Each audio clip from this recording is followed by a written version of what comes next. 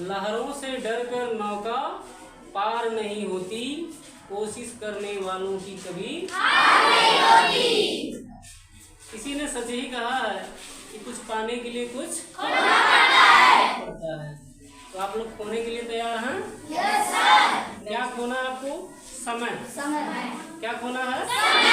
समय। तब जा करके एक सोना आप देखे हैं?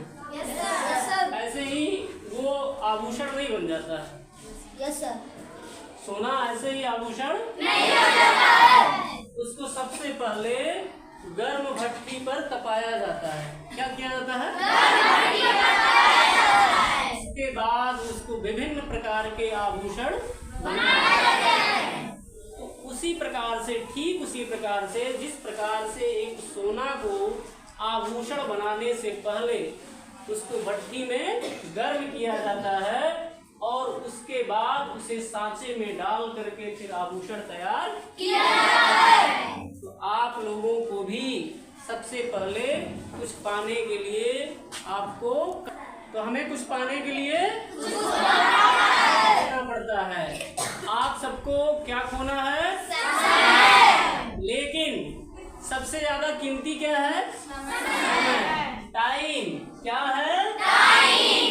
टाइम आपका बहुत ही इम्पोर्टेंट है। क्या? और यदि आप समय को संजो लिए तो आप अच्छे पोस्ट को प्राप्त करोगे, और यदि आपने समय को बर्बाद कर दिया तो समय के साथ साथ आप भी क्या हो जाएंगे? बर्बाद हो जाएंगे। इसलिए हमें समय को महत्ता देते हुए, समय को महत्वपूर्ण समझते हुए समय के साथ चलने का प्रयास करना चाहिए। एक छोटा सा उदाहरण कहा गया है कि क्या वर्षा जल फसल सुखानी। क्या वर्षा जल फसल सुखानी। और यदि यही मेहनत यदि आप बाद में करते हो, धीरे धीरे यदि आप बड़े हो जाते हो और फिर आप बाद में मेहनत करते हो, तो फिर जब आप बड़े हो जाओगे तो फिर आपको कठिन से कठिन मेहनत करने के बाद, अधिक परिश्रम करने के बाद भी आप अपने लक्ष्य को प्राप्त नहीं कर सकते हो। लक्ष्य को प्राप्त नहीं कर सकते हो। क्या समय के बीत जाने के बाद क्या फसल तैयार हो सकते हैं? नहीं। फसल तैयार नहीं हो सकता है।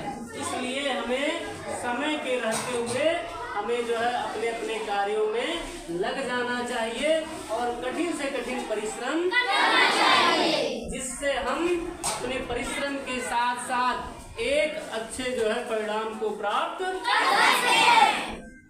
हमें अधिक से अधिक मेहनत करना चाहिए, समय को बर्बाद नहीं करना चाहिए और समय को सजोना चाहिए। एक एक मिनट आपका बड़ा ही कीमती है और वह मिनट एक दिन धीरे धीरे आपका एक लक्ष्य को तैयार करता है और वही लक्ष्य आपके जीवन को साकार बनाता है। आपका जीवन कैसे संभव हो पाएगा, साकार कैसे हो पाएगा?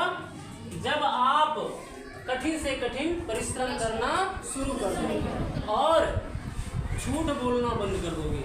कभी आपके पापा पूछे कि बेटा कहाँ से आ रहे हो, तो यदि आप स्कूल नहीं भी गए थे तो भी आपने बोला स्कूल से आ रहा हूँ, तो पापा क्या समझ रहे हैं कि बेटा स्कूल से आ रहा है। लेकिन यदि आप झूठ बोल करके स्कूल के बाहर आप घूम रहे हैं, आप ट्यूशन का बहाना करके साइकिल से इधर उधर भ्रमण कर रहे हैं, तो वह समय आपका धीरे धीरे बीत जाएगा और बड़ा होने के बाद फिर आपका वह समय लौट करके वापस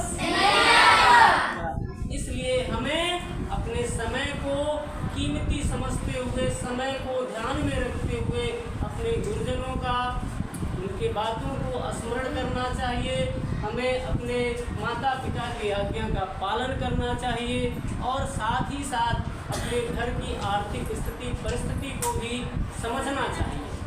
हमें छोटी छोटी चीज़ों के लिए मम्मी पापा से जिद नहीं करना चाहिए, क्योंकि छोटी छोटी जिदों को आप धीरे धीरे जिस चीज़ के लिए जिद करते हो वह आपके मम्मी पापा आपके लिए कहाँ से लेकर के आते हैं, शायद इसकी जानकारी आपको नहीं है।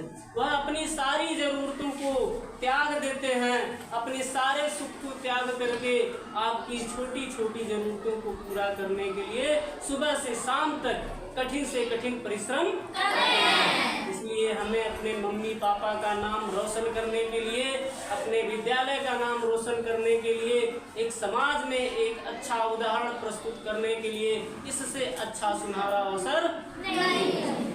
विद्यार्थी जीवन सबसे ही बड़ा अच्छा जीवन माना जाता है और इसी विद्यार्थी जीवन के बदौलत लोग अच्छे से अच्छे महागुरु तक बन जाते हैं, अच्छे से अच्छे पोस्ट को प्राप्त करते हैं और अच्छी से अच्छी उपलब्धियां प्राप्त करते हैं। और उन उपलब्धियों को प्राप्त करने का जो सुनहरा अवसर इस विद्यार्थी जीवन में मिला है, हमें नहीं लगता है कि इससे अच्छा कोई जीवन हो सकता है। विद्यार्थी के 5 लक्षण होते हैं। वह विद्यार्थी के 5 लक्षण कौन कौन से हैं? कागचेष्टा भगवो ध्यानम, श्वान निद्रा तथा च अल्पाहारे गृह त्यागी विद्यार्थी 5 लक्षणम। आप सभी लोग इसको केंद्रित होकर के अपने दिमाग में इस चीज को फीड कर लीजिए और उसके बाद आप पढ़ाई में लग जाइए। निश्चित रूप से आप मेरी बात को ध्यान में रखते हुए इसी को आज अपना ध्यान केंद्रित करते हुए यह मान के चलिए कि इन 5 गुण को अपने अंदर सरोकार करना है। आपका जीवन अपने आप सफल हो जाएगा। इन्हीं वाणी के साथ जय हिंद, जय भारत।